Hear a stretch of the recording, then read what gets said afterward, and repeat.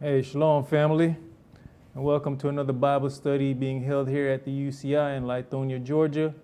And I give thanks for us being able to be a party of the body of Yahshua and put forth the works that we're being allowed to do. I also give thanks for the questions that's put forth to this congregation. One of the questions that's been put forth, I am actually going to try to go over this evening to bring understanding, and I appreciate the fact that people will put themselves on the line to put out questions even though they may think that they are right. They'll still run it past and say, hey, let me run this past you. And even with running something past also puts you on the line of being wrong.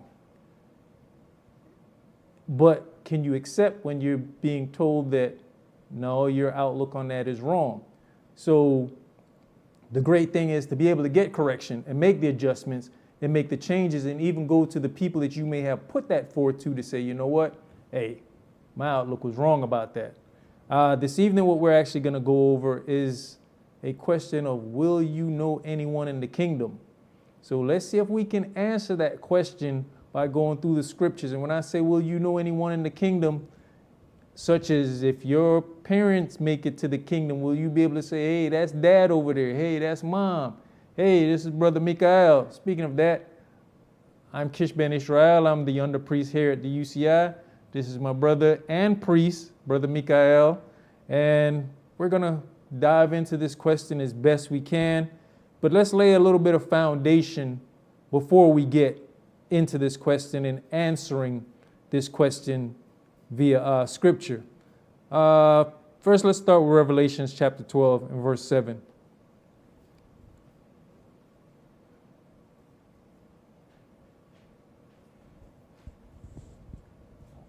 And there was war in heaven. Michael and his angels fought against the dragon. And the dragon fought and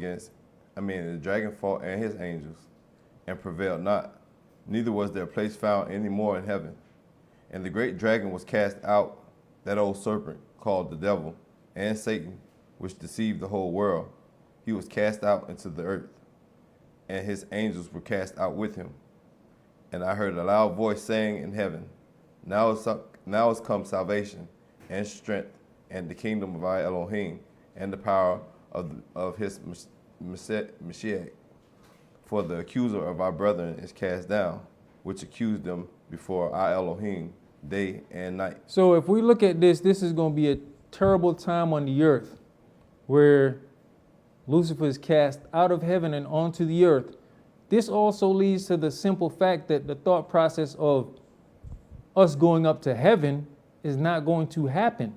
Those of us who were led to believe we're going to die and go to heaven, how are we dying and going to heaven as if the earth is being done away with, when we can read plainly here that Lucifer and his angels are going to be cast down to the earth? If the earth is done away with, where would they be going? Go ahead. Verse 11, and they overcame him by the blood of the Lamb and by the word of their testimony, and they loved not their lives unto death. Therefore rejoice, you heavens, and you that dwell in them. Woe unto the inhabitants of the earth and of the sea, for the devil is come down unto you, having great wrath, because he knows that he had but a short time. So it says, and they overcame him by the blood of the Lamb and by the word of their testimony, and they loved not their lives unto the death. So you got to ask yourself, what is going to be your testimony? There's only one way to overcome Lucifer's wrath, and that is going to be by the blood of the Lamb. That's the only way to overcome Lucifer's wrath. But in doing so, what is your testimony? What is your deeds? What is your works? What have you put forth that's going to make you honorable to say that you've overcome by the blood of the Lamb? There's works that has to be done. This can't just be done in lip service alone. Go ahead. And when the dragon saw that he was cast unto the earth, he persecuted the woman which brought forth the man-child. Now, when we go back to verse 12, Revelation chapter 12 and verse 12, therefore rejoice, you heavens, and you that dwell in them. Woe to the inhabitants of the earth and of the sea, Rejoice, you heavens. So as we're sitting here and we're complaining about what we go through, it's saying the heavens are going to rejoice when Lucifer is thrown out. So a lot of times we get into this woe is me. So what is Yahweh dealing with? What is the inhabitants of the heaven dealing with? If it's going to take this opportunity, this rejection of Lucifer or ejection of Lucifer and his angels, for the heavens to rejoice. So we only think about us and what we're going through here on earth. It seems like they have issues going on up there too. Go ahead. And to the woman were given 2 wings of a great eagle, that she might fly into the wilderness, into her place, where she is nourished for a time, and times, and half a time, from the face of the serpent. And the serpent cast out of his mouth water as a flood after the woman, that he might cause her to be carried away of the flood. So as we can go back into other scriptures, it'll tell us that we're going to have to return the way we came. We came here by ships. So if you think of this situation and we're returning by ships, a great flood is how you try to drown those ships. We have to start thinking about the things that are going to come upon us, trying to get out of this place. Lucifer is not going to be happy with us going back and being situated back and establishing our nation in our place. And when you look at it, Lucifer's got a lot of people that's on his side of not going to be happy with us being back in that land. Go ahead. And the earth helped the woman, and the earth opened up her mouth and swallowed up the flood, which the dragon cast out of his mouth. And the dragon was angry with the woman, and went to make war with the remnant of her seed, which kept the commandments of Elohim, and have the testimony of Yahshua. So we see where his direction, his attention goes. After he can't get to the woman, he goes after those remnant that keep the commandments. So as long as we're walking the way we walk, and we have to understand that we're always going to be a target. We're always going to be a target. And if we're looking for the guy with the tail and the horns, we're looking the wrong way.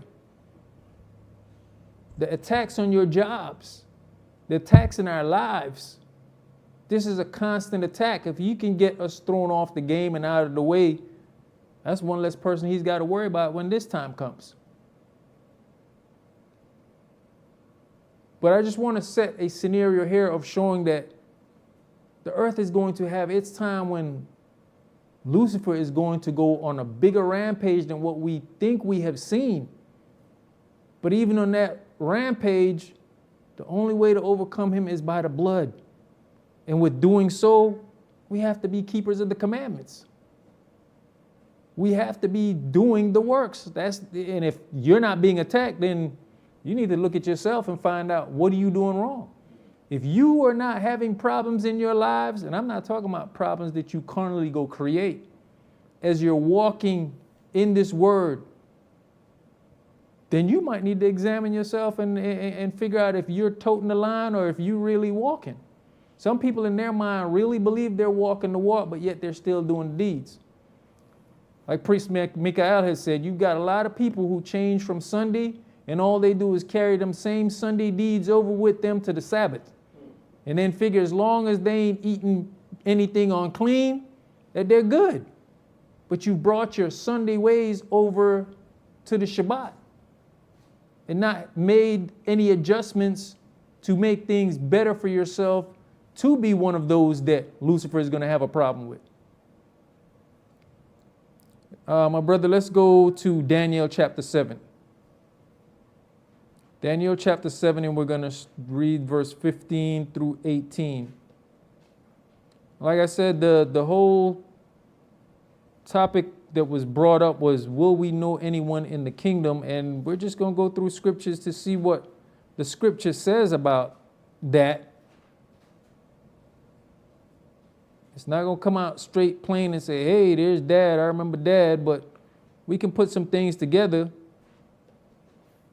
And as we put things together, we should be able to come with some common sense understanding of what knowledge is going to be like. Go ahead. You said Daniel chapter Daniel 7. chapter 7, and we're going to start at verse 15. I, Daniel, was grieved in my spirit in the midst of my body, and the visions of my head troubled me. I came near unto one of them that stood by, and asked him the truth of all this. So he told me, and made me know the interpretation of the things. These great beasts, which are four kings, which shall rise out of the earth. But the saints of the Most High shall take the kingdom, and possess the kingdom forever, even forever and ever. So the saints of the Most High will have to take back the kingdom, and possess the kingdom forever, even forever and ever. So just to come to the point of having to take back the kingdom, there's some knowledge that has to be had that this is mine, this is what I'm fighting for, this is what I'm taking over. And then even with that, it says they're going to possess the kingdom forever and ever. So if knowledge was taken away, then how would we know that that is ours or you're entitled to this?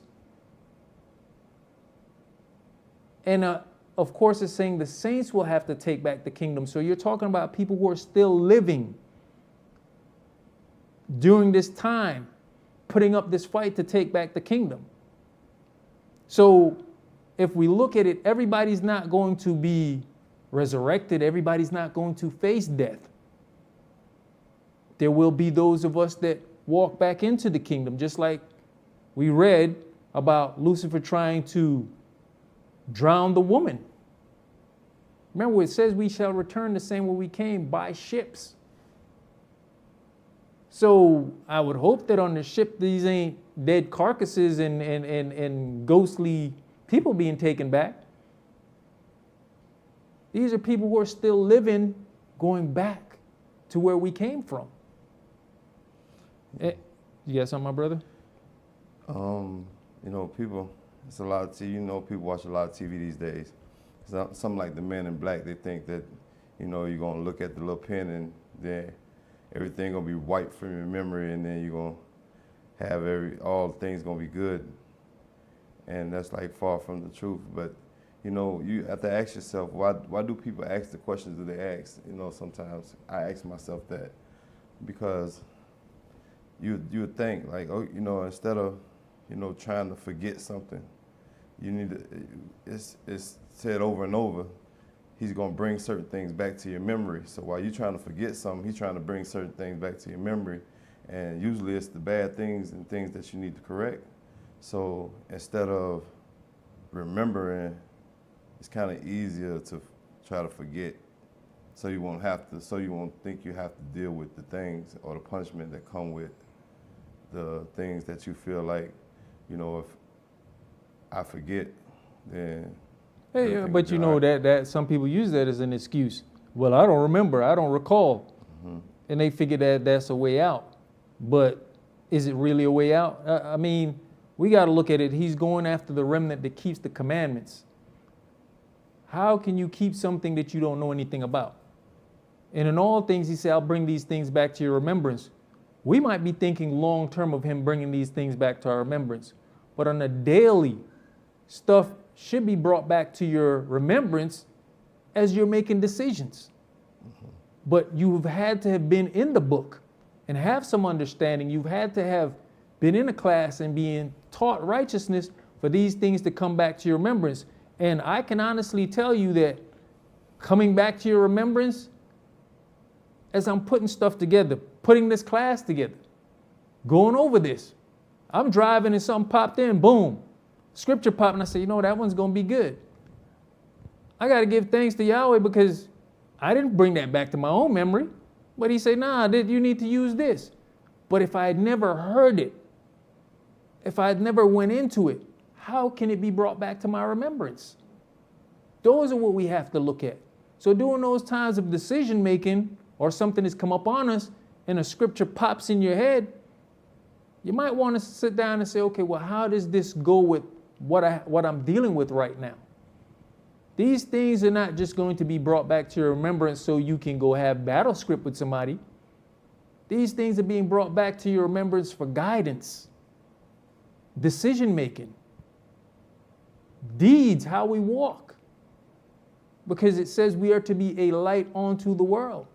How are we going to be a light if we don't have anything to reflect? You know, That's what bringing things back to remembrance, right? It's Yeah. reflection. And what does light do? Yeah. It emits, it reflects. Mm-hmm. That's what we have to start looking at. Go ahead. But you know, people, but yet still, you know, you bring things back to remembrance, and then people say, well, I don't recall. And like the famous words of our elder priest, I'm not held to what you remember. Right. And neither is my Elohim. You're not held to what you remember and what you don't remember. So, you know, we think everything be all good sometimes, and we try to forget. And that's what this forgetfulness is. Sometimes just We don't wanna deal that with it. excuse of saying, well, I don't remember. So Mhm. as if because you don't remember, you can't I'm hold not held, that, yeah. hold me to that. I can't be held to that because Right. I don't remember. Right. But we gonna get into something and see what's gonna happen with your memory. Go ahead, my brother.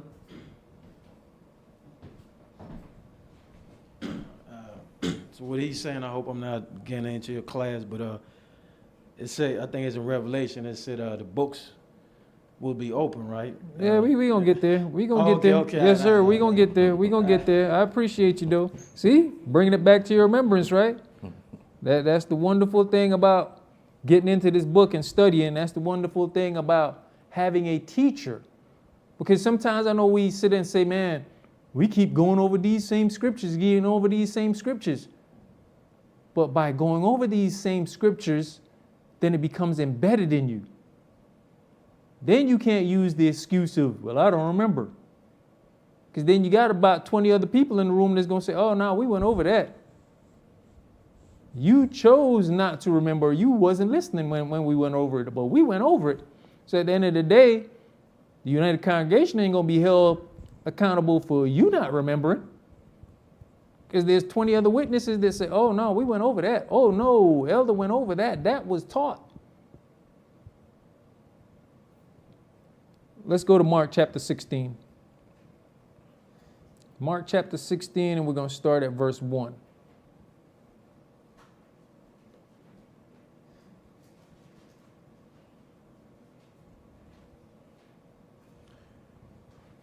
And when the Sabbath was passed, Mary Magdalene and Mary, the mother of Jacob, and Salome had brought sweet spices that they might come and anoint him. And very early in the morning, the first day of the week, they came unto the sepulchre at the rising of the sun. So right here, what we're talking about is the death of Yahshua and the resurrection of Yahshua. So right now, he's already passed away, and they're on a journey to the grave. Go ahead. And they said among themselves, who shall roll us away the stone from the door of the sepulchre? And when they looked, they saw the stone was rolled away, for it was very great. And entering into the sepulchre, they saw a young man sitting on the right side, clothed in a long white garment, and they were affrighted. And he said unto them, be not afraid. You seek Yahshua of Nazareth, which was crucified. He is risen. He is not here. Behold, the place where we laid him. But go your way. Tell his disciples, Cephas, that he goes before you into Galilee. There shall you see him, as he said unto you. So he's passed, he's resurrected, and here this person clothed in white garment is saying, he's going before you into Galilee. Mm-hmm. So what memory does he have of Galilee? He still remember how to go to Galilee? He done died. Wait a minute. He going to Galilee. Go ahead. And they went out quickly and fled from the sepulchre, for they trembled and were amazed. Neither said they anything to any man, for they were afraid. Now, when Yahshua was risen early the first day of the week, he appeared first to Miriam Magdalene, out of whom he had cast 7 devils. And she went and told them that he had been with him, as they mourned and wept. And they, when they had heard that he was alive and had been seen of her, believed not. So he knows his way back to Galilee. He was able to go to Mary Magdalene, but he's died and he's resurrected, right? So he still has his memory. Okay, go ahead. After that, he appeared in another form unto 2 of them as they walked, and went into the country. And they went and told it unto the residue. Neither believed they them.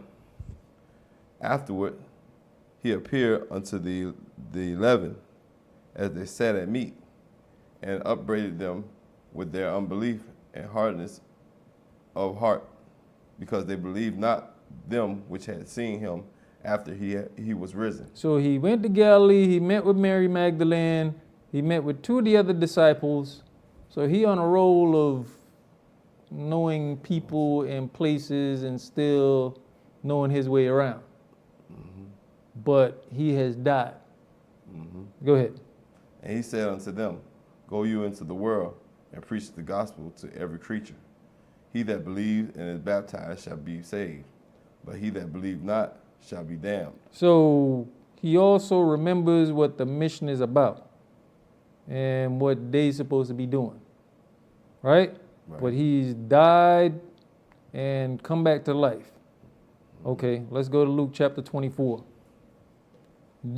We're going to continue to cover because, people can always say, well, that was Yahshua. He's a special creature. He was special. So that's why he's got all his memory. So let's continue. Let's go to Luke chapter 24, and we're going to start at verse 1.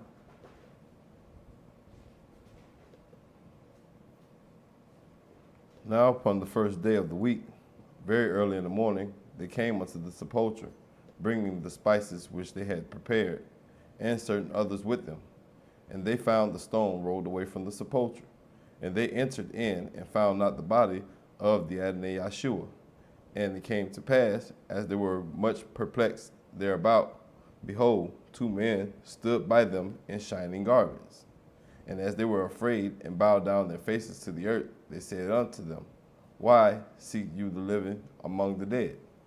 He is not here, but is risen. Remember how he spake unto you when he was yet in Galilee, saying, The Son of Man must be delivered into the hands of the sinful men, and be crucified, and on the 3rd day rise again.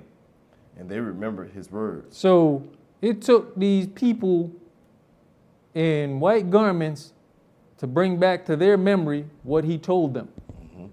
But he's dead and risen and still remember everything, but you got living people who done forgot what they were told.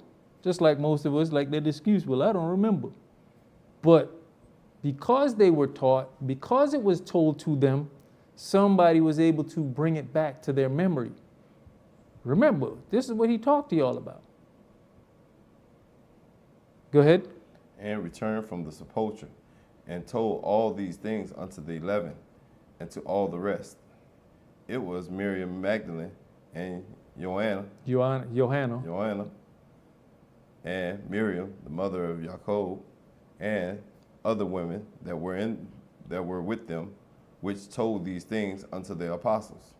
And the word seemed to them as idle tales, and they believed them not. So look who was having the hardest time believing. The apostles are having the hardest time believing. These are people that he was with all the time and helped to prepare them for his passing away and letting them know that he's going to be resurrected. So sometimes it's hardest to convince the people who are closest to you when a change has come about. Go ahead. You got to ask yourself, as you read this, is that really like is that really forgetfulness, or is that a slight bit of unbelief there? Well, it said they didn't believe. Right. So this is definitely not forgetfulness. This is unbelief. Now, when you go back, when you talk about forgetfulness, It says, who was it up here? The early morning they came onto the sepulcher, and they found him not there, right? And if we remember first, it was not the disciples who went to the grave, it was Mary Magdalene. So those are the ones that went to the grave. They were the ones that was told he's not there. Go ahead. So with them, it was brought back to their remembrance. But with the disciples or the apostles, you're looking at unbelief, which should have been the first ones to say, hey, all right, he's back. Let's go do this job. Go ahead. Then arose Cephas and ran unto the sepulchre, and stooping down, he beheld the linen clothes, and laid by themselves, and departed, wondering in himself at that which was come to pass. And behold, two of them went that same day to a village called Emmaus, which was from Jerusalem about 80 furlongs. And they talked together all of these things, which had happened.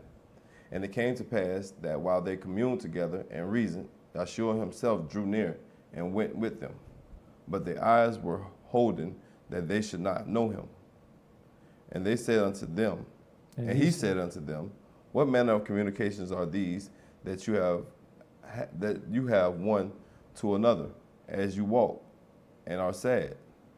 And one of them, whose name was Cleophas, answering, said unto him, are you only a stranger in Jerusalem, and has known the things which has not known the things which are come to pass there in these days? And he said unto them, what things? And they said unto him, concerning Yeshua of Nazareth, which was a prophet, mighty in deed and word before Elohim and all the people. So when you look at this situation, he's right there amongst them, but they can't recognize him. Right? So he's able to now listen to the communication that they're having. But once again, he knows who these people are. So then he can also comment on the communication, because it's strange communication. It's like, y'all should be beyond this. Well, what is this conversation y'all having? But even in that situation, we can see that he can appear right in the midst, and they still don't see who he is. So that's also that new body that's spoken of, that some people will have, not everyone, because not everyone is going to taste of death. So for those who get those new bodies, they're able to be here one minute and go on the next minute, and you won't even know when they move. And these are the things that we constantly see before us in movies, on television shows. They're just taking bits and pieces of this and putting it into movies, and we get awed and thrilled by it. We see the thing where you've got one character who can just pop up and be there, and then the next minute, poof, he's out. This is all scriptural-based stuff. But then we also have to remember, look at the movies. Whenever somebody comes back to life in a realistic situation, not in these mummy-type theories. I shouldn't say mummy. I should say, what is the Walking Dead situations, where these people coming back brain dead. Look at a situation like the mummy. He came back. He's searching for certain things. He was looking for his love. So these people come back with a memory of where they left off. What it says, in a moment, in a twinkling of an eye. It'll be as sleep. When you sleep and you wake, you don't wake up stupid, do you? Well, some people do, but at some point you can gather your thought process, right? Mm-hmm. And you become okay. Some people. So it's the same situation. You're not going to wake up and be stupid. Every movie that I've seen where somebody comes back from the dead and they're in a futuristic time or a past time, what's the first thing they're trying to figure out what's going on? This is not what I remember. So if they're in the future, it's like, wait a minute, whoa, when I passed away, but what's that flying thing right there? When did that come out? And then they want to know, hey, what year is this? Because this stuff wasn't around when I closed my eyes. but they come back having some memory of where their life left off. So why would we think that in the resurrection, being awakened out of sleep, that we'd be in a situation of amnesia? Go ahead. Verse 20. Luke chapter 24, verse 20. And how the chief priests and our rulers delivered him to be condemned to death and have crucified him. But we trusted that it had been he which should have redeemed Israel. And beside all this, today is the third day since these things were done. Yea, and certain women also of our company made us astonished, which were early at the sepulchre. So we see who was at the grave and who these things had to be brought back to their remembrance. It was the women. And then when they went to those apostles, like we just read, those apostles were the ones with the unbelief. So one just had to jar their memory, bring these things back to remembrance. The others, now we got to overcome unbelief. And even like they said, they're even saying, this is the third day. Okay, what did he told you was going to happen on the third day? All right. Go ahead. And when they found not his body, they came, saying, they that had also seen a vision of an angel, which said that he was alive. And certain of them which were with us went to the sepulchre and found it even so as the woman had said. But him they saw not. So because of unbelief, they had to go see for themselves. They had to go see for themselves. They couldn't just take their word for it or even go back on what was told to them and say, you know what, hey man, it is the third day. He did say he was going to rise the third day. Go ahead. You know, you think that stuff new when you hear it. You know, they say seeing is believing. Mm-hmm. But that was an old saying. Yep. Verse 25.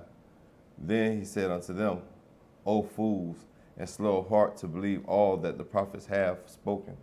Ought not Yahshua to have suffered these things and to enter into his glory? And beginning at Moshe and all the prophets, he expounded unto them in all the scriptures the things concerning himself. And they drew near unto the village whither they went, and he made as though he would have gone further. But they constrained him, saying, Abide with us, for it is toward evening, and the day is far spent. And he went in to tarry with them. And it came to pass, as he sat at meat with them, he took bread and blessed it, and brake and gave to them. And their eyes were opened, and they knew him, and he vanished out of their sight. So all this time he's with them, communing with them, they have no clue who he is. But the man who died and was resurrected knew who they were. Mm-hmm. Back to the question, will we know people in the kingdom? Some of us will walk into the kingdom. Some people will be resurrected. Here's Yahshua resurrected. The living people's memory is worse than his memory. Go ahead. And they said one to another, Did not our heart burn within us while he talked with us by the way, and while he opened to us the scriptures? And they rose up the same hour and returned to Jerusalem, and found the 11 gathered together, and them that were with them, saying, The Adonai is risen indeed, and has appeared to Simeon. And they told what things were done in the way, and how he was known of them in breaking of the bread. And as they thus spake, Yahshua himself stood in the midst of them, and said unto them, Peace be unto you. But they were terrified and frightened, and supposed that they had seen a spirit. And he said unto them, Why are you troubled? And why do thoughts arise in your hearts? Behold, my hands and my feet, that it is I myself. Handle me and see, for a spirit has not flesh and bones, as you see me have. So at this point, he still even knows how to speak the language, peace be upon you, and asked them, why are you afraid? Right? And they supposed that they had seen a spirit. So throughout all that, Yahshua still knows who know they are. And once he shows himself openly and plainly to them, they understand who he is too. Let's go to Yohanan chapter 11. Because I don't want us to just look at Yahshua and then we get this, well, you know, that's Yahshua. Let's go to Yohanan chapter 11. And let's deal with another death and resurrection. Start at verse 1.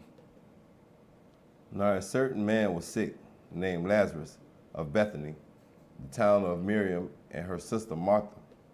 And it was that Miriam which anointed the Adonai with ointment and wiped his feet with her hair, whose brother Lazarus was sick. Therefore his sister sent unto him, saying, Adonai, behold, he whom you love is sick. When Yahshua heard that, he said, this sickness is not unto death, but for the glory of Elohim, that the Son of Elohim might be glorified thereby. Now Yahshua loved Martha and her sister and Lazarus.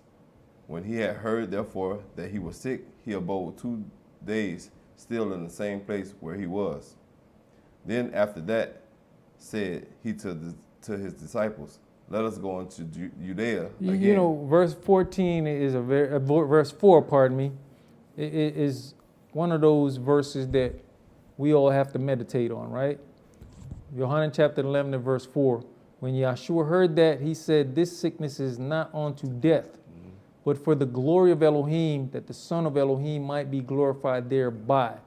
How many of us ever look at our circumstances and situations and say, okay, how is my Elohim going to get glory out of this? And he doggone sure can't get glory out of it if nobody don't know.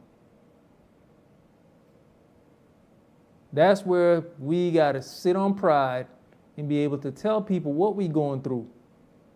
So that way when it's all done, you're not your only witness. 2 or more witnesses. Mary then went and told them. They still didn't believe. But now, are they held responsible for what you don't believe? They did their job. What you going through that you keeping to yourself? How is your Elohim getting glory when you come through it? When you're out on the other side? Besides you just telling somebody. And a lot of us have this habit of when things are not going good. I'm not saying you got to put your personal business out there. When things are not going good, everybody seems to want to pull away from the place where your blessing lies. Everybody seems to want to stay away from the spiritual house. Have you dedicated your own house and blessed your own house to know if the Spirit's going to be there to touch you and heal you, or to bring you through whatever you're going through? To be honest, that should push you more to want to be in Yahweh's house. I know there's people who didn't understand when Elder said, you know what, from here on out, brothers will not be in this building, especially in the sanctuary, without your head covered. Because we invite the Spirit to come in and sup with us and us with Him. So if this is the place where the Spirit is at, and you're dealing with things, why would you not want to come to the house where the Spirit is at, so maybe the Spirit can look upon your infirmities or whatever you're going through and say, you know what? Let me put a healing hand on you. And healing may not just be the healing of your body. It could be the healing of your finances. It could be the healing of a relationship. But if you're not in the place where the Spirit dwells, and if you keep running from the place where the Spirit dwells, when circumstances and situation happens, then you're showing face. You only want us to see you in good times? Why wouldn't we want to know each other in our bad times as well as our good times, so that way we're really learning one another? Go ahead. Then after that said he to his disciples, let us go into Judea again. His disciples said unto him, Master, the Yehudis of late sought to stone you, and goeth you thither again? Yeshua answered, Are there not 12 hours in the day? If any man walk in the day, he stumbles not, because he sees the light of this world. But if a man walks in the night, he stumbles, because there is no light in him. These things said he, and after that he said unto them, Our friend Lazarus sleep, but I go that I may awake him out of sleep. So look at how Yahshua says the state of Lazarus. He sleeps. Go ahead. Then said his disciples, Nay, if he sleep, he shall do well. Howbeit Yahshua spake of his death, but they thought that he had spoken of taking of rest and sleep. So what is the difference? When somebody passes away, don't we say R.I.P., rest in peace? So when you're taking your natural sleep, what they said, they thought he was talking about sleep as in taking of rest. Both are the same thing. Go ahead. Then said Yahshua unto them plainly, Lazarus is dead, and I am glad for your sakes that I was not there, to the intent you may believe. Nevertheless, let us go unto him. Then said Thomas, which is called Didymus, unto his fellow disciples, Let us also go, that we may die with him. Then, when Yahshua came, he found that he had lain in the grave 4 days already. So Lazarus has been in the grave 4 days already when they showed up. Let's go to jump down to verse 34 for me. So Lazarus is dead, been in the grave 4 days already. And said, Where have you laid him? They said unto him, Nay, come and see. Yahshua wept. Then said the Yehudis, Behold, how he loved him. And some of them said, Could not this man, which opened the eyes of the blind, have caused that even this man should not have died? Yahshua therefore again groaning in himself comes to the grave. It was a cave, and a stone lay upon it. Yahshua said, Go ahead. Yahshua said, Take you away the stone. Martha, the sister of him that was dead, said unto him, Nay, by this time he stinks, for he had been dead 4 days.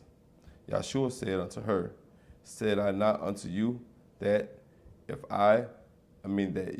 if you would believe, that you should see the glory of Elohim? Then they took away the stone from the place where the dead was laid. And Yahshua lifted up his eyes and said, Father, I thank you that you have heard me, and I knew that you heard me always. But because of the people,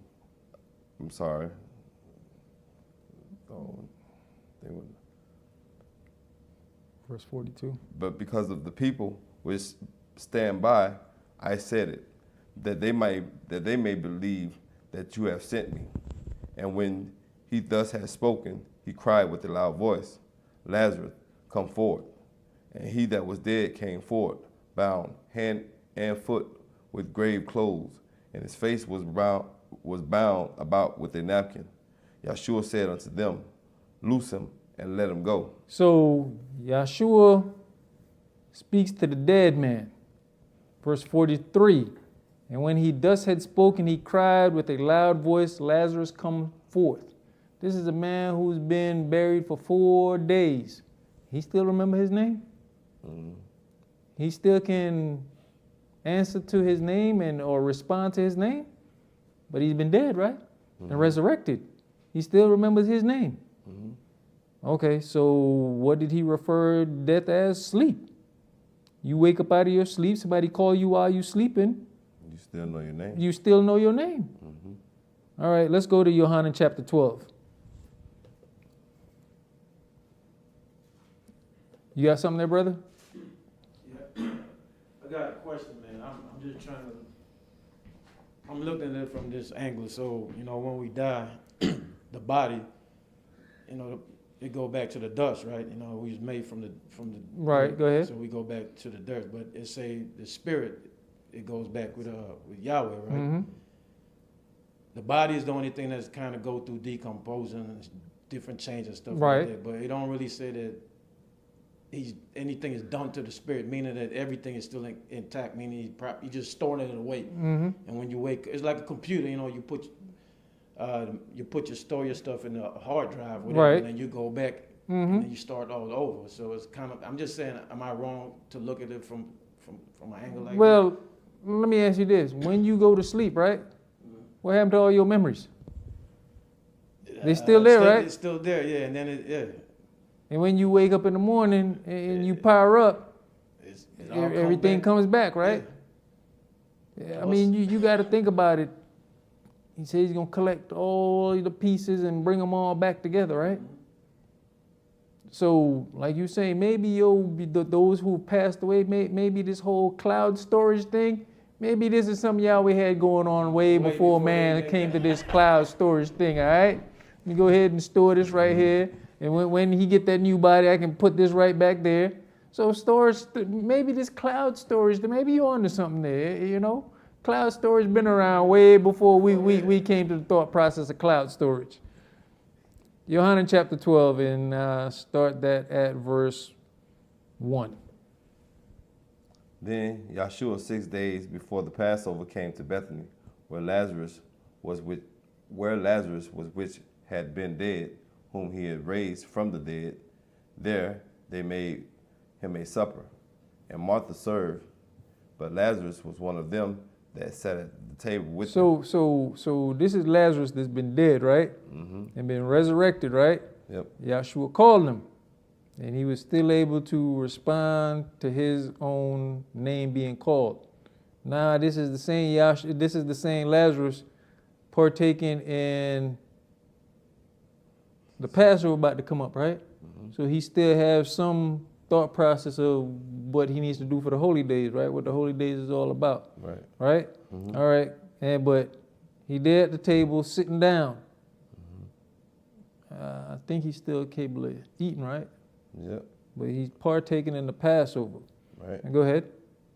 Then took Miriam a pound of ointment or spikenard, very costly, and anointed the feet of Yahshua and wiped his feet with her hair.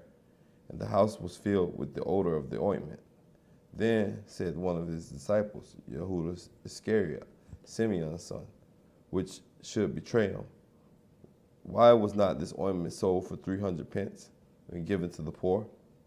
This he said not that he cared for the poor, but because he was a thief and had the bag and bare what was put therein.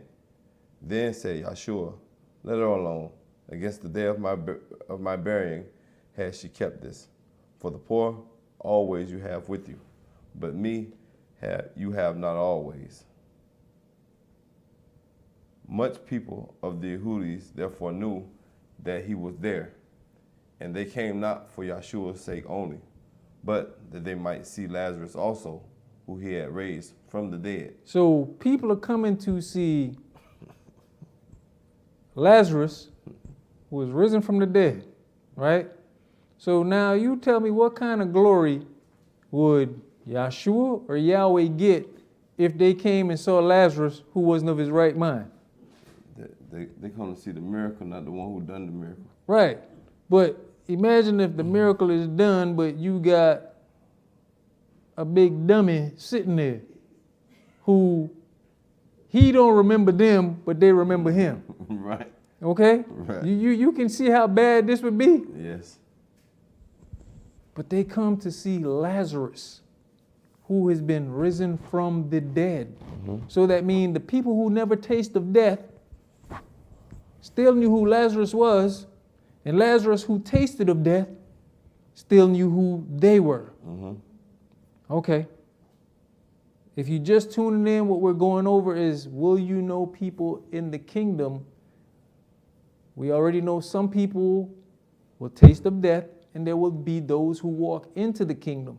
So we're looking at the side of those who have passed on, got the new body, and enter into the kingdom. Will they know anybody? Will we know each other? Will we be able to recognize each other? Let's go to Matthew chapter 22.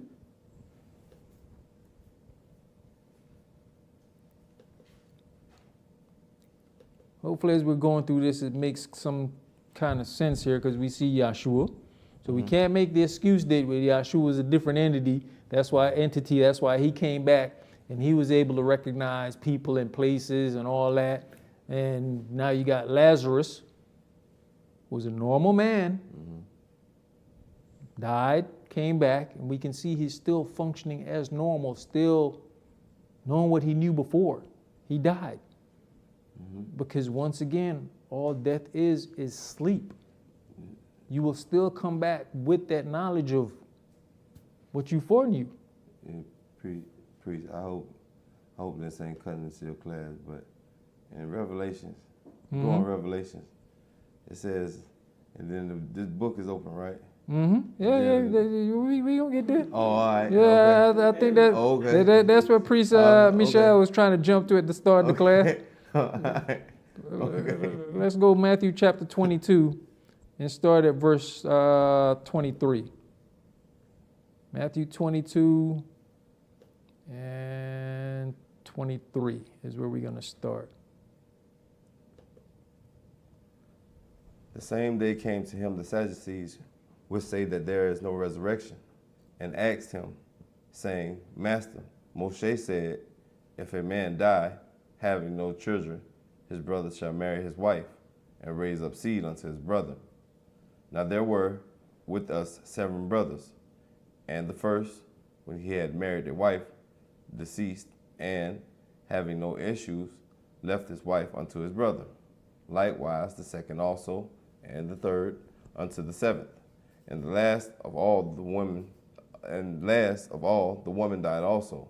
Therefore in the resurrection, whose wife shall she be of the 7? For they all had her. Now, you look at the setup of this, right? They don't believe in resurrection to begin with. Right. So they throwing this question out there. So this woman done been with these 7 brothers. If resurrection is real, like y'all believe, when they are resurrected in the kingdom, which one of these men is going to be her real husband? So right there in their own question, it lets you know that there's going to be some knowledge of something. Right. So these men are still going to be able to recognize this woman, and this woman recognize that man. But which one is she going home with? Right? But he go ahead and cut that and gives you some better understanding. Go ahead. Yahshua answered and said unto them, You do err, not knowing the scriptures, nor the power of Elohim. For in the resurrection they neither marry nor are given in marriage, but are as the angels of Elohim in heaven. So for those who are resurrected and get that new body, those desires are not there. So it wouldn't matter if all 7 of them are there and they all know each other. Those desires are not going to be there. They have new bodies. They've got different jobs. They have different purposes. They're not going to be sitting there lusting after each other. Right. But even in their own statement, okay, which 7 of them she going to be wife to? There's still some recollection of a memory of these people. You know, when looking at scripture, you know, sometimes people can't shift to the definition of what marriage is and what it consists of. Right. They only think it consists of the you know, the happy time. You know, and they're not seeing that, you know, when she stayed within the culture. Like she married and she stayed with within the family she married in. Right. So they're not looking at that aspect of it. They're just looking at, oh, you know, well, they finna fight when this going. But it goes to show your carnal mind, though. You see where their mind is on carnal things. You know, hey man, they all gonna wanna, you know, hey, Right. hey, so which one gonna get it? Right. He's like, hey man, you don't know the power of Elohim.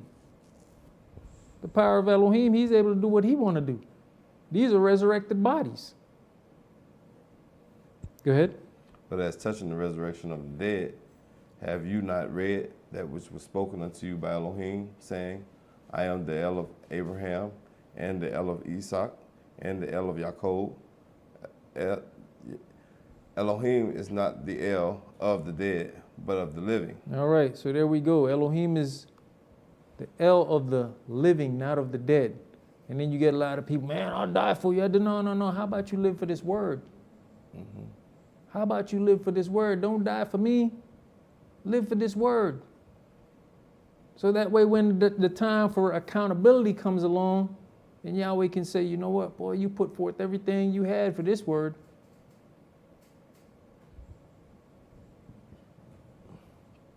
There is going to be a time of reckoning. What have you put forth to glorify your Elohim? That your Elohim would continue to place his glory upon you. But here we go. This is still sort of that debate that they were having of worrying about what resurrected people are going to be doing. Let's worry about trying to even make it in the kingdom. Then we can figure out what happened once we make it in the kingdom. Once you make it in the kingdom, hey man, you got the man of all men with all the answers you can ever have. But let's not debate about carnal thought processes. But once again, like I stated earlier, I appreciate people being able to put themselves out there by asking certain questions, because somebody else could have the same question, but they're going to just sit on it. And what happens while you sit on it? Your imagination is taking you in all different directions. And then you might find that you done sit around 10, 20 years and allowed yourself to go down a rabbit hole that was not even necessary if you just asked a simple question and somebody could have nipped it in the bud. And during those 10, 20 years, how many people did you sell that false thought process to? And how many of them will you be able to go back to correct?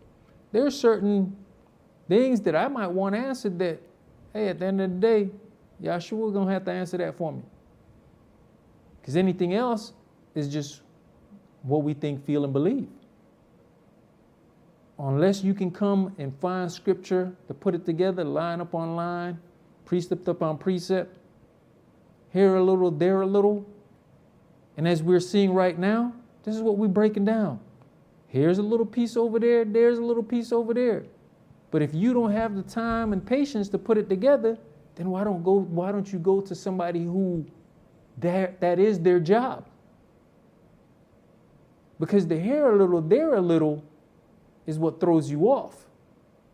And if you have not gone through these scriptures for Yahweh to bring that here a little, there a little, as you're putting your puzzle together, then you're going to confuse yourself. A lot of this stuff is just that, putting a puzzle together. I don't know how many of y'all have done puzzles, but I like to start at the borders and then work my way in. At least you done closed it all in. Then you fill in the middle. There has to be a starting point to put the pieces together. But then you also got to be able to remember, because sometimes you look at a puzzle piece and say, all right, that's not needed right now, put it down. You get to a certain point, you say, you know what? I know what this piece looked like because it was the funniest looking piece of all of them. This go right here. That's what it's about. We have to be able to put the scriptures together.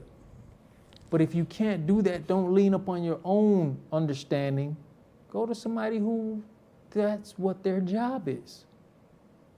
And even if it's you that somebody brings it to and you don't know, be honest, I don't know. Let me get back to you on that. We don't have to be quick to answer everything. We see Yahshua answered this situation and put them in their place. You do error. And sometimes we have to tell people that. When they come with their thought process, well, I think, nah, man, you err. You do err. Some people don't want to hear that sometimes, though. Right. But we got to be able to say, nah, man, you do err, but you know what? Sit down. Let's go through this. And it might not be right there. So you know what? Hold that. Let me get back to you. I'm doing something right now, but I got you. And come back. And sometimes you might just be able to drop a little something and then come back and do like I'm doing now and put this thing together where they've got more pieces to the puzzle and not just them, anybody else that might be struggling with the same question. Where'd you reach, bro? Verse 32. All right, 34. Let's go to Matthew chapter 16.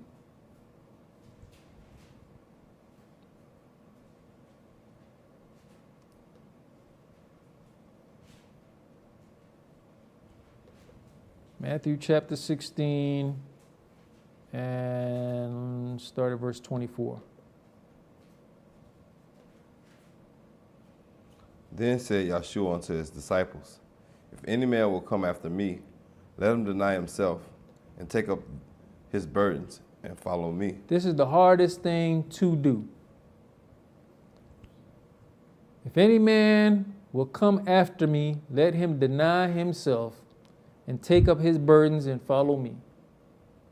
We live in a selfish society where it's all about self. And we even marry and have kids and still be selfish. Have a family, but we still looking out for self, because self-preservation is usually the biggest thing. But when we come to the walk of Yeshua, it says, deny yourself. Take up your problems, your burdens, and follow me. But isn't that what I mentioned earlier about when we have problems and burdens, and the last place we want to come to is where the Spirit dwells? Yeshua said, follow me with your problems. But we run home and go hide with the problems. What they say, we ain't seen you a month of Sundays, and then you come back, man, I was going through something. Okay. I'm glad you got over it. But you might look and see that whatever you're going through probably didn't have to take as long as it took for you to go through it. But because you decide to deal with it on your own, it drew out. Because you didn't have the saints to be able to pray for you while you're going through your situation. Even lend a helping hand while you go through your situation. Sad, some people, you don't know what they're going through till the very last minute. And when you come with the last minute, when your back is against the wall and you want everybody to drop what they're doing to come and help you, that's an unfair situation to be in. We've seen people know that they're getting evicted and will keep that to themselves until the last day. Hey, I need your brothers to help me move. What? But how long ago did you know this? I think eviction notices usually give you 30 days, right? So you sat on this for 29 days and made no preparation where people could have adjusted themselves better. But now at the last minute, you expect them to drop everything to rush to your aid. And if it doesn't happen, then the congregation is the one that's wrong. Your brothers and sisters are the ones that are wrong because they didn't drop everything that they were doing to come help you last minute. My children know I had a motto. If y'all want to go somewhere, don't wait till last minute to come and tell me, because the answer is going to be no. And they tried a couple of times. My friend having a party. Can I go? It's tonight. How long you knew about this party? 2 weeks ago? No. Because you don't give me an opportunity to fall on my knees to pray for protection for you while this is going on. You don't give me an opportunity to ask questions to say, okay, where is this going to be at? Who is going to be there? And what is this for? You didn't give me that opportunity so I could have all this information and sit down and meditate about this, pray about this. So no, the answer is no. Damn, once you have an opportunity to think about it. Well, hey, because you took that opportunity away from me, it's going to be no. Yeah, they bank on that. You have people that, you're right, they try to come with you last minute, hoping that that's going to put you in a box for things to go their way. But no, I'm going to say no because you took my opportunity away. They show with the whole crew. Daddy, can we go out? They show with the whole crew. You said you got something going on over there, brother? Go ahead. Verse 25, for whosoever will save his life shall lose it, and whosoever will lose his life for my sake shall find it. For what is a man profit, if he shall gain the whole world and lose his own soul? Or what shall a man give in exchange for his soul? For the Son of Man shall come in the glory of his Father with his angels, and then he shall reward every man according to his works. Verily I say unto you, there be some standing here which shall not taste of death, till they see the Son of Man coming in his kingdom. And this is another one of those scriptures. There be some of you standing here which shall not taste of death till they see the Son of Man coming in his kingdom. And this is what I was saying earlier. Not every one of us is going to taste death. Some people will actually walk into the kingdom. Like we read earlier, the saints will have to take back the kingdom. The saints are going to have to do that. It didn't say these people resurrected bodies are going to take back the kingdom. If that's the case, then it might as well say the angels are going to take back the kingdom. Because the people with the resurrected bodies will be as the angels, right? Mm-hmm. It's the saints that's going to have to take back the kingdom. Some of you are not going to taste of death.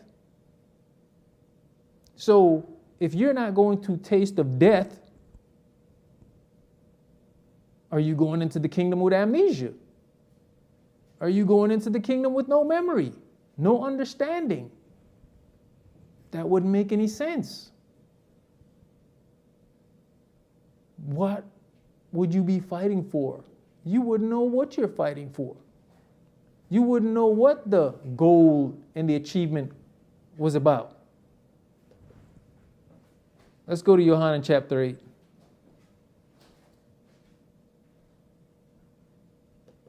Some of us will not taste of death till they see the Son of Man coming in his kingdom.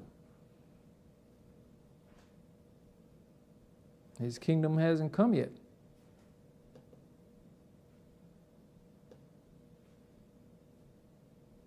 John chapter 8, and we're going to start at verse 48.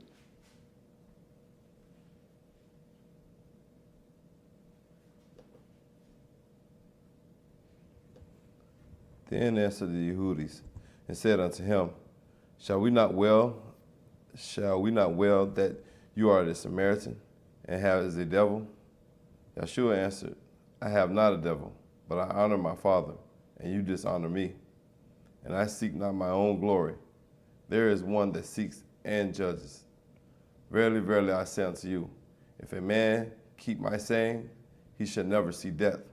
If a man keep my sayings, he shall never see death. Go ahead. Then said the Yehudis unto him, Now we know that you have a devil. Abraham is dead, and the prophets. And you say, If a man keep my sayings, he shall never taste of death. Are you greater than our father Abraham, which is dead, and the prophets are dead? Whom maketh you yourself? Yeshua answered, If I honor myself, my honor is nothing. It is my Father that honors me, of whom you say that he is your Elohim. So if we go back to verse 51, Verily, verily, I say unto you, if a man keep my sayings, he shall never see death. Mm-hmm. Then said the Yehudis unto him, Now we know that you have a devil, Abraham is dead, and the prophets, And you say, if a man keep my saying, he shall never taste of death. So we see how carnal minded they are. They're looking at the carnal death. He's talking about spiritual death. So if you were to come back with no knowledge of whatever happened, what would be the purpose of you not tasting spiritual death? You wouldn't have no recollection or no idea that you were once dead. Things have changed. It's that sleeping and awaking that you have not tasted of spiritual death. When Lazarus was awakened, Lazarus didn't miss a beat. When Yahshua was awakened from death, he didn't miss a beat. He still remembered how to go to Galilee. He still remembered who his disciples were. He still remembered who Mary Magdalene was. He still remembered what the mission was to tell them, hey, this is what y'all need to be doing. So in your arising, for those who pass away, in that rising, you won't understand that you were dead, because there won't be any loss of memory. Like I said earlier, when we look at those movies, what are people trying to do? They're in a new time frame. They're now trying to catch up. They're trying to put the pieces together that's missing. Wait a minute, when I passed away, it was horse and cars. What the hell, this thing just flew by me. And y'all say that's horsepower? No, what? No, I used to have an actual horse. That's the power I used to use. So it's not that they have forgotten. It's now I got to catch up with this new time that I'm in. This new place, this new going on. Let's go to, where are we at? Let's go to Hebrew chapter 2.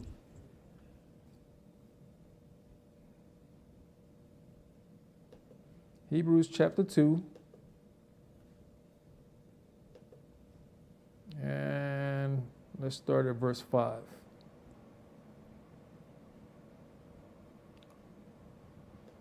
For unto the angels had he not put into subjection the world to come, whereof we speak. But one in a certain place testified, saying, What is man, that you are mindful of him? Or the Son of Man, that you visit him? You made him a little lower than the angels. You crowned him with the glory and honor, and did set him over the works of your hands. You have put all things in subjection under his feet. For in that he put all in subjection under him, he left nothing that is not put under him. But now we see not yet all things put under him. But we see Yahshua, who was made a little lower than the angels for the suffering of death, crowned with glory and honor, that he, by the grace of Elohim, should taste death for every man. For it became him for whom are all things, and by whom are all things, in bringing many sons unto glory, to make the captain of their salvation perfect through sufferings. For both he that sanctified and they who are sanctified are all of one, for which cause he is not ashamed to call them brothers, saying, I will declare your name unto my brothers. In the midst of the church will I sing praise unto you. And again, I will put my trust in him. And again, behold, I and the children which Elohim have given me. For as much then as the children are partakers of the flesh and blood, he also himself likewise took part of the same, that through death he might destroy him that had the power of death, that is, the devil, and deliver them who through fear of death were all their lifetime subject to bondage. For verily he took not on him the nature of angels, but he took on him the seed of Abraham. Wherefore, in all things it behooved him to be made like unto his brothers, that he might be a merciful and faithful high priest in things pertaining to Elohim, to make reconciliation for the sins of the people. So, wherefore in all things it behooved him to be made like unto his brethren, that he might be merciful and faithful, might be a merciful and faithful high priest in things pertaining to Elohim. So understand, before being placed in that body, Israel had no way of knowing what man went through.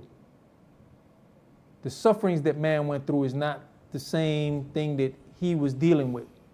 So he had to be placed into this body to understand the weaknesses and strengths of this body, so that when we're going through things, he can be more merciful towards what we're dealing with, because he himself has finally dealt what man is going through. You see, this whole situation starts with angels saying, "What is man?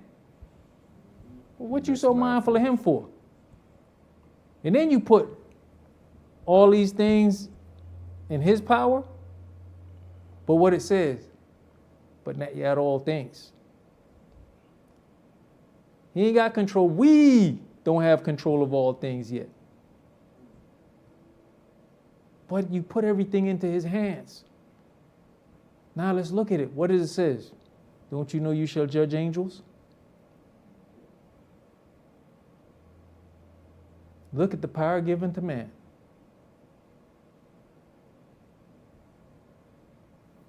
The angels are already saying, man, what's the deal with them? And maybe that's why Lucifer got a problem with us. You mean you're going to get the opportunity to judge me? So there is some jealousy. You see, I'm asking the question. Go ahead. Even with this, just to back it up a little bit. It says, verse 14, for as much then as the children are partakers of the flesh and blood, he also himself likewise took part of the same, that through death he might destroy him that had the power of death, that is, the devil. How did the devil have the power of death? In the garden, when he allowed for man to sin and transgress. Then came the first death, which was becoming spiritually dead. But the funny thing is, during their spiritual death, the whole thing that we're talking about is, will you remember people in the kingdom? Their knowledge increased. But they did benefit. Through that came spiritual death first, and then carnal death was instilled. But let's keep in mind, even with this whole question of will we know people, man was not supposed to die. That's first and foremost. Man was not supposed to die. Then you think about it, Yahweh even cut down the longevity of man. So you telling me at almost 1,000 years old that Methuselah didn't know what was going on? But man wasn't supposed to die. Go ahead. Verse 18, for in that he himself has suffered being tempted, he is able to secure them that are tempted. All right, so through Yahshua, we are able to get security or safety. And not only that, he tasted death for every man. And after tasting death for every man, he still comes back in right knowledge, right sense of mind. Let's go to Revelation chapter 22. Revelation chapter 22, and we're going to start at verse 14. Blessed are they that do his commandments, that they may have right to the tree of life, and may enter in through the gates into the city. Blessed are they that do his commandments, that they may have rights to the tree of life, and may enter in through the gates into the city. So you still have to be doing the commandments in order to be able to get the right to enter into the gates of the city. So you still have to be able to conduct yourself in a certain way, in a certain manner. So now how unfair would it be to take all that away from you and then you have to now relearn? You gotta notice how people read stuff. You gotta do the commandments to even get to the gates. Right. And then you gotta do the commandments. Well, the commandments get don't even get through. you to the gate. The They commandments gives you an offer to get to the To the- right, right. to eat of the tree of life, to have everlasting life in the kingdom. Because you're going to get everlasting life one way or another. Oh yeah. But to get everlasting life in the kingdom, you got to still be keeping the commandments. Go ahead. Verse 15. For without are dogs and sorcerers and whoremongers and murderers and idolaters and whosoever loves and maketh a lie. So this is outside of the gates of the city. Your protection is inside the city. Outside of the city is still going to be dogs. So what? You ain't gonna have a memory of what a dog is? Outside the city are still going to be sorcerers. Where is their memory that they still know what sorcery is? How do they understand what sorcery is? This is definitely not going to be those people who died and got the new body. Because why would Yahweh give you a new body for you to come back to do sorcery? Outside of the city is still life going on normal. Outside are dogs and sorcerers and whoremongers and murderers and idolaters and whosoever loves and makes a lie. But what did we just read? You have to follow the commandments to even get access to the tree of life. And we read earlier, the saints will have to take back the kingdom. So, as the saints are getting prepared to take back the kingdom, there's still people operating as normal. Some of us will not taste of death. These are normal people still operating in normal ways. You're going to be in the kingdom and you're not going to have an understanding of what a sorcerer is or what a whoremonger is or what a murderer is or what an idolater is. You're going to be right back, right out there with them. You'll be right out there with them. Don't worry, you're going to find out. You'll be right there with them. So we see where this loss of memory or not having any memory would not be conducive. It wouldn't make any sense. Just let you out there all wide-eyed and bushy-tailed and innocent. So what do you do? Yeah, come on over here with me. I'll show you what I do. We still would have to have some memory to be able to protect ourselves against these things. Go ahead. I, Yahshua, have sent my angel to testify unto you these things in the churches. I am the root and the offspring of Dawid, and the bright and morning star. And the Spirit and the bride say, Come. And let him that hears say, Come. And let him that is athirst come. And whosoever will, let him take the water of life freely. For I testify unto every man that hears the word of the prophecy of this book. If any man shall add unto these things, Elohim shall add unto him the plagues that are written in this book. And if any man shall take away from the words of the book of this prophecy, Elohim shall take away his part out of the book of life, and out of the holy city, and from the things which are written in this book. So if any man shall take away from the words of the book of this prophecy, Elohim shall take away his part out of the book of life. So we all got a part in the book of life, right?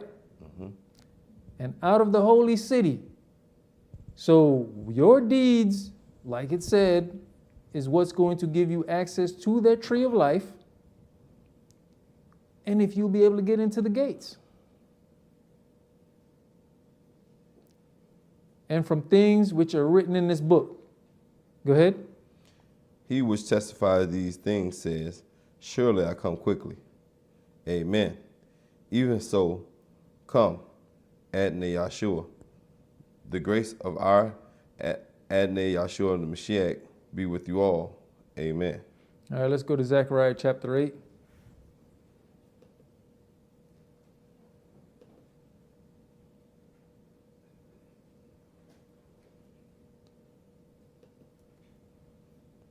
Zechariah chapter 8. And let's read 1 through 8.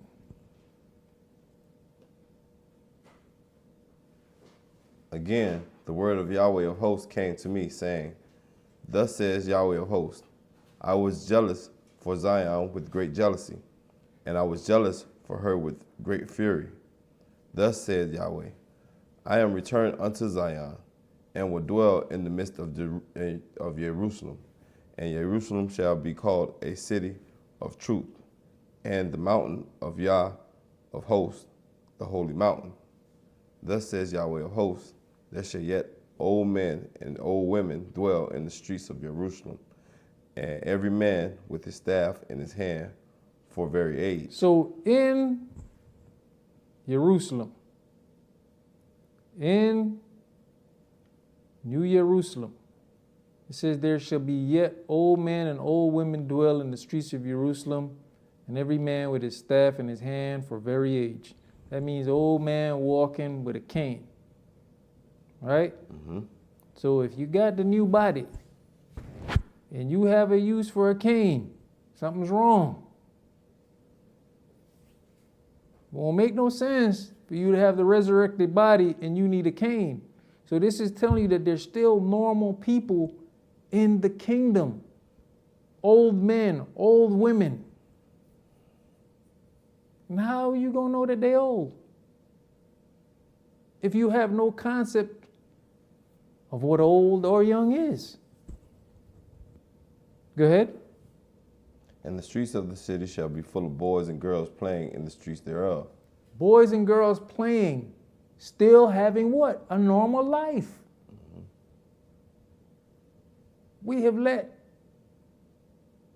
the Christian dogma put a lot of crazy thought processes, because I know there's an old song about when I go home, I'm going to sit down and rest a little while and all this nonsense.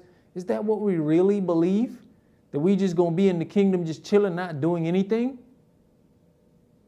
That's the thought process that a lot of us have been given. So then in this mindset of sitting around not doing anything, then you may as well not have no memory. I mean, if you just want to sit around and vegetate, then you just need to be a vegetable. Not having no understanding of anything. But we still got children playing, boys and girls playing in the streets, so that means what? They know what playing is. They know how to play. Old man getting up and saying, you know what, I need this staff in order to walk. What's this stick for? There's some memory. There will be those of us who will walk into the kingdom, will not taste of death. Mm-hmm. That's where the appreciation comes in. But it's going to be appreciation all the way around once you know that, all right, I got this new body. I can do things that I wasn't able to do before.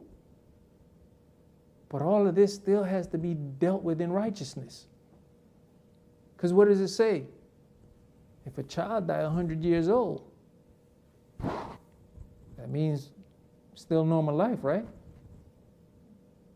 People are still able to die, right? Just like people are still outside able to do sorcery, right? And whoremongering gonna still be a thing, right? So some of us might have to look back and say, what was that scripture what that brother said about the wall?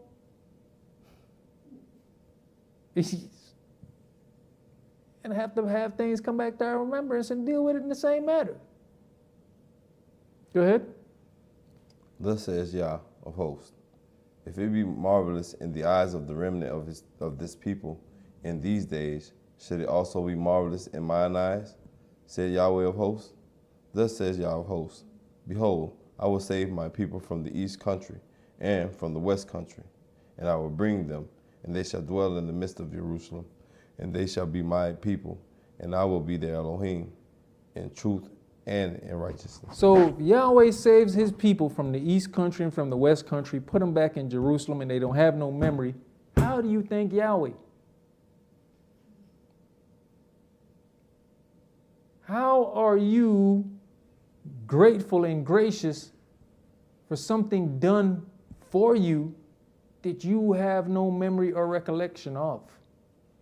Man, we bound to be right back in the same mess if we can't remember, if it's dogs and all this stuff I did like that, the whoremongers and all this stuff I without. We're doomed to repeat. Hey, right? we finna be right back in the same mess, I can tell you right now. Let's go to Isaiah chapter 49. He says, chapter 49.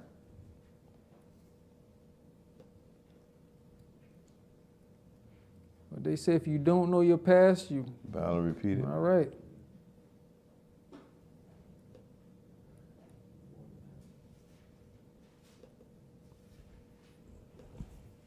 Isaiah chapter 49, and we're going to start at verse 8. Thus says Yahweh, in an acceptable time have I heard you, and in the day of salvation have I helped you, and I will preserve you and give you for a covenant of the people, to establish the earth, to cause to inherit the desolate heritage, that you may say to the prisoners, go forth, to them that are in darkness, show yourselves. They shall feed in the ways, and their pastures shall be in all high places. They shall not hunger nor thirst, neither shall the heat nor sun smite them.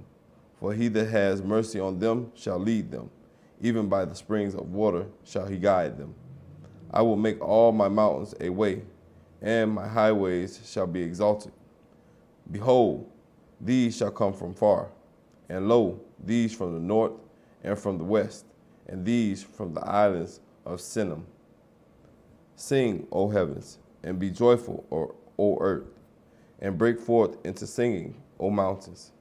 For Yahweh has comforted his peoples, and I will have mercy upon and will have mercy upon his afflicted.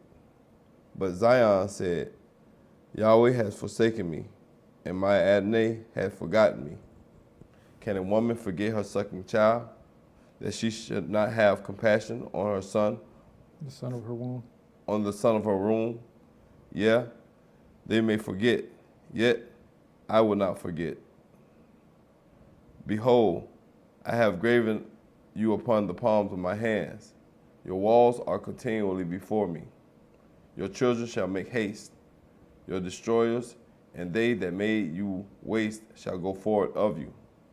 Lift up your eyes round about, and behold, all these gather themselves together and come to you. As I live, said Yah, you shall surely clothe you with them all as an ornament, and bind them on you as a bride does. For your waste and your desolate places and the land of your destruction shall even now be too narrow by reason of the inhabitants, and they shall swallow you up. And they that swallow you, shall be far away. The children which you shall have after you have lost the other shall say again in their ears, the place is too strait for me. Give place to me that I may dwell. Then shall you say in your heart, who has begotten me these, seeing I have lost my children and am desolate, a captive, and removing to and fro, and who has brought up these? Behold, I was left alone. These were had they been. So if we're looking at this whole situation, you're talking about the problems that the children of Israel are going through, all the way right up to being established back into the kingdom, right? Yep. And this says the children which you have after you have lost the other. Mm-hmm. How are you going to know you lost children? Because you remember. Shall say again in your ears, the place is too straight for me. Give me place give place to me that I may dwell. So you back in the kingdom, and these kids are asking for a dwelling place. You have lost your children. You turn around and say, then shall you say in your heart, you ain't saying it out your mouth, out of your heart. Who has begotten me these, seeing I have lost my children? So you have memory that you had children and lost them. Now you got other children, you're looking at them, hey man, hey, why are they coming to me, talking to me like I'm their parent? Who are these? So there's some memory there. There's some recollection of lost and gain. They remember on both sides. Go ahead. Thus says the Adonai Yah, behold, I will lift up my hand to the Gentiles and set up my standard to the people. And they shall bring your sons in their arms, and your daughters shall be carried upon their shoulders. And the kings shall be your nursing fathers, and their queens your nursing mothers. They shall bow down to you with their faces towards the earth, and lick up the dust of your feet. And you shall know that I am Yah, for they shall not be ashamed that wait for me. So if you've got kings as your nursing fathers and queens as your nursing mothers, right? They shall bow down to you with their faces toward the ground, to the earth. Man, if I don't know nothing, man, why are you bowing to me? It wouldn't make any sense for you not to have a recollection of why these things are being done to you. You would not be able to appreciate it. You will not be able to appreciate what Yahweh has done and where Yahweh has brought us from if we have no memory. We can see that there's memory that you're saying, I lost children, but I've gained children. Who's these children? Who brought these children up? Then I got an appreciation. You say, you know what? I remember in slavery, man. Hey, mama used to have to feed them other people's kids before she could feed her own. But my, how the tides have turned. It wouldn't make sense not to have any memory, no recollection of what has been done to appreciate what is now going on. Go ahead. Shall the prey be taken from the mighty, or the lawful captive delivered? But thus says Yah, even the captives of the mighty shall be taken away, and the prey of the terrible shall be delivered. For I will contend with him that contend with you, and I will save your children, and I will feed them that oppress you with their own flesh, and they that shall be drunken with their own blood, as the sweet wine. And all flesh shall know that I, Yahweh, am your Savior and your Redeemer, the mighty one of Jacob. And all flesh shall know that I am Yahweh, your Savior and your Redeemer. But what'd you save me from? I don't remember nothing. Would it make any sense? All flesh gonna know that, including you, because you are flesh. Right. And right there also letting you know that there still will be flesh. Everybody's not going to have that new body. There's still going to be flesh and blood people. Let's go to chapter 66. That's Isaiah chapter 66. And start that at, let me see here.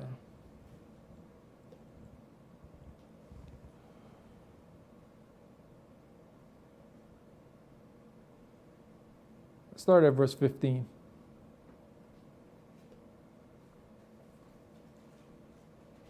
For behold, Yahweh will come with fire, and with his chariots like a whirlwind, to render his anger with fury, and his rebuke with flames of fire.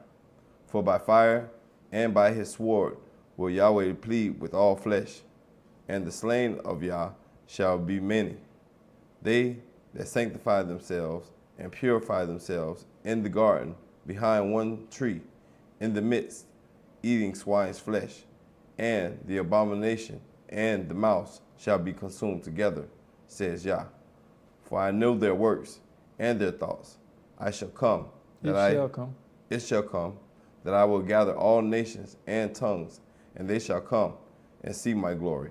And I will set a sign among them, and I will send those that escape of them unto the nations, to Tarshish, Pool, Lud, that draw the bow, to Tubal and Yavan, to the isles afar off, that have not heard of my fame, neither have seen my glory. And they shall declare my glory among the Gentiles. And they shall bring all your brothers for an offering unto Yah out of all nations, upon horses and in chariots and in litters and upon mules and upon swift beasts, to my holy mountain, Jerusalem, said Yah, as the children of Israel bring an offering in a clean vessel into the house of Yah. So, and they shall bring all your brethren for an offering unto Yahweh out of all nations upon horses and in chariots and in litters and upon mules and upon swift beasts, to my holy mountain, Jerusalem. So if I don't have a recollection, what's the sense of bringing me there? You ain't got no recollection, you ain't going to Jerusalem. But these are normal people being brought by normal means of transportation. Mm-hmm. Right. Go ahead. And I will also take of them for priests and for Levites, says Yah. For as the new heavens and the new earth, which I will make, shall remain before me, says Yah, so shall your seed and your name remain. And it shall come to pass that from one new moon to another, and from one Sabbath to another, shall all flesh come to worship before me, says Yah. And they shall go forward and look upon the carcass of the men that have transgressed against me. For their worm shall not die, neither shall their fire be quenched, and they shall be abhorring until all flesh. So, verse 23, and it shall come to pass that from one new moon to another, and from one Shabbat, let me go 22. For as the new heavens and the new earth, which is now established, right? Yep. Which I will make, shall remain before me, says Yahweh, so shall your seed and your name remain. What's the sense of having a name if I don't know my name?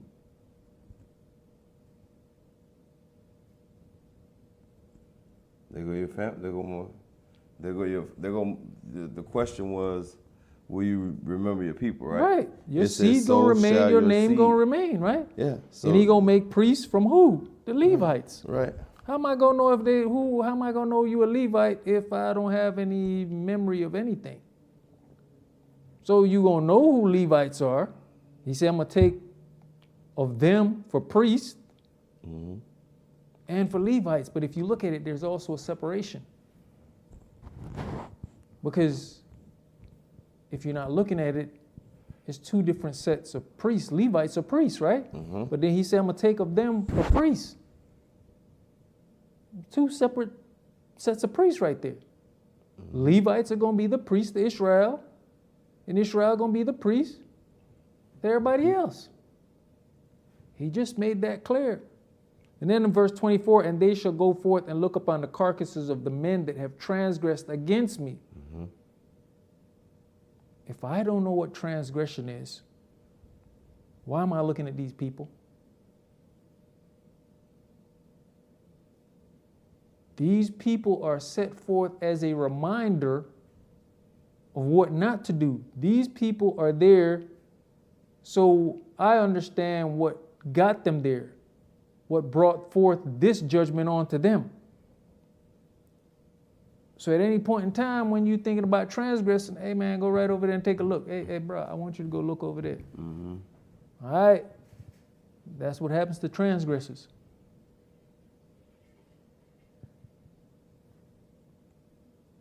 But if I ain't got no memory of what transgression is, I'm not going over there to go look. Doesn't mean anything to me. Who are these men? And within the looking of these men, you might find some people that you already know.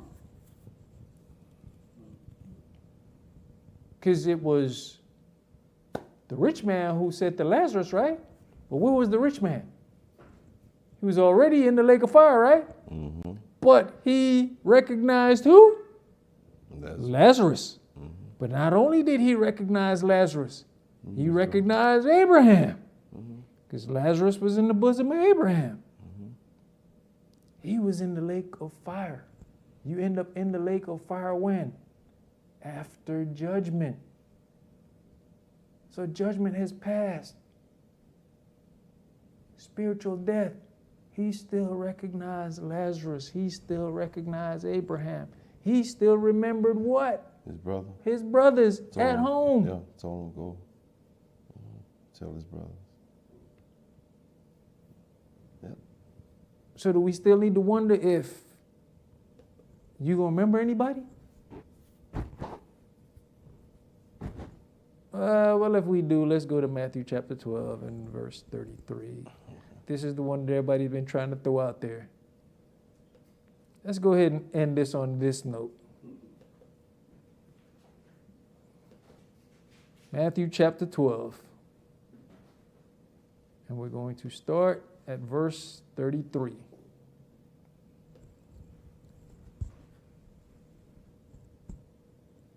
Either make the tree good and his fruit good, or else make the tree corrupt and its fruit corrupt. For the tree is known by its fruit. O generation of vipers, how can you, being evil, speak good things? For out of the abundance of the heart the mouth speaks. A good man out of the good treasure of the heart brings forth good things, and an evil man out of the evil treasures bring forth evil things. But I say unto you, that every idle word that man shall speak, they shall give an account thereof in the day of judgment. For by your words you shall be justified, and by your words you shall be condemned. So, what I say unto you, that every idle word that men shall speak, they shall give an account thereof in the day of judgment. So if there's any concerns, thought processes, questions of memory, you're going to have to figure it out at the day of judgment. Because it ain't talking about what you studied. Most of us don't remember what stupidness we said earlier today. But you're going to have to give an account for it. Right here, like Priest Mikael just said, and the elders say it all the time, I'm not held by what you don't remember. So if you want to start thinking about what you don't remember, you might want to not say too much foolishness from here on out when you really think about what is to come. For by your words you shall be justified, and by your words you shall be condemned. But it says you will give an account for every idle word. This is judgment. Every man has to face judgment. Even those who have died will face judgment and will have to give an account for every word. So if you're going to have to give account for every word, that means that there's going to be some memory jogging, right? And it don't matter if you don't remember, because guess what? The books will be open. Mm-hmm. And when the books are open, you said this on such and such a day. Well, I don't remember. I don't really give to that you don't remember. There you go. The court reporter wrote it down. Mm-hmm.